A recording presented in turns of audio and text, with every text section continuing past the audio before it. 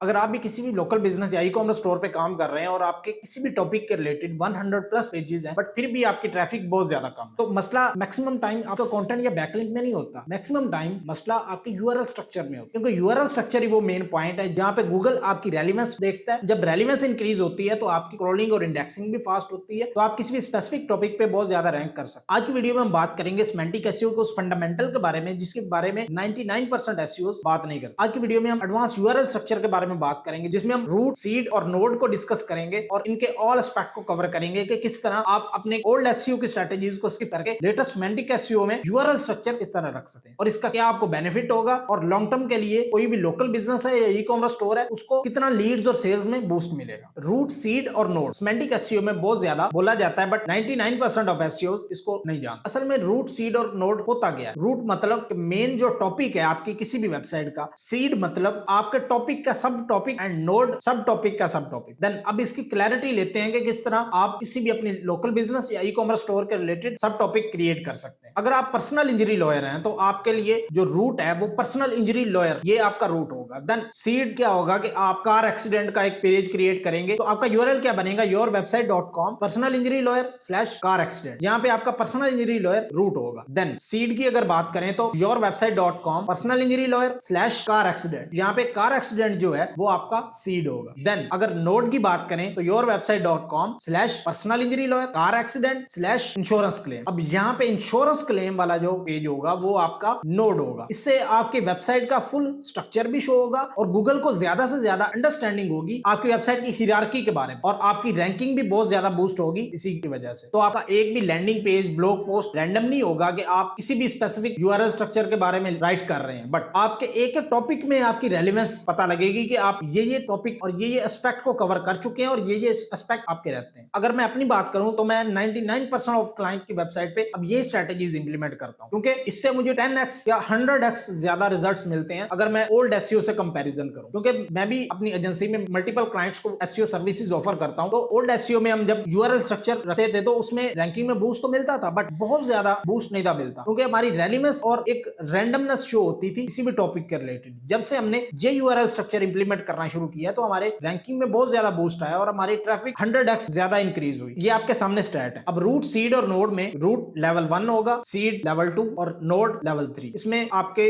All aspect cover हो जाएंगे, जिसमें आपकी एक्सपर्टीज भी शो होगी इन फ्रंट ऑफ गूगल और इन फ्रंट ऑफ यूजर, और यूजर भी आपके वेबसाइट पे आएगा तो आप मल्टीपल पेजेस पे जाएगा तो आपका बाउंस रेट भी बहुत ज्यादा इंक्रीज नहीं होगा, और आप जब रैंक करना शुरू करेंगे तो आपकी वेबसाइट कंसिस्टेंटली इंक्रीज करेगी और लॉन्ग टर्म के लिए सस्टेन भी रहेगी। इससे 4 आपको बेनिफिट होंगे, जिससे आपकी वेबसाइट क्लियर हियरार्की शो होगी, कंटेंट रिलेशनशिप इंक्रीज होगा, रेलिवेंस इंक्रीज होगी और आपके इंटरनल लिंकिंग का फ्लो इंक्रीज होगा, जिसकी वजह से आपकी रैंकिंग बहुत ज्यादा फास्ट इंक्रीज हो सकती है और आप कम एफर्ट से भी ज्यादा रिजल्ट्स जनरेट कर सकते हैं। तो आपको रैंडम पेजेस नहीं बनाने पड़ेंगे, जैसे कि yourwebsite.com personal injury lawyer, yourwebsite.com car accident lawyer. इस तरह रैंडम आपको कभी भी पेजेस की तरफ जाना नहीं पड़ेगा। आप क्लियर वे में अपने यूआरएल स्ट्रक्चर क्रिएट करेंगे, जिससे गूगल और यूजर की अंडरस्टैंडिंग ज्यादा होगी और आप ज्यादा लीड्स और सेल्स जनरेट कर पाएंगे। अब हम बात करते हैं कि सबसे पहले आपने करना क्या है, जिसको यूज करते हुए आप ये सारी स्ट्रेटेजीज को अपनी रियल बिजनेस पे इंप्लीमेंट कर सकते हैं। सबसे पहले आप अपनी रूट डिसाइड करें। अगर आपकी सर्विस है रूफिंग सर्विस तो आपका जो रूट है वो रूफिंग होगा। देन हम सीड की बात करें तो रूफिंग के अंदर रूफ रिपेयर जो टॉपिक है ये आपका सीड हो जाएगा। देन अगर हम नोड की बात करें तो लीकिंग रूफ, ये एक नोड हो जाएगा। इसमें हमारा यूआरएल स्ट्रक्चर क्या बनेगा? yourwebsite.com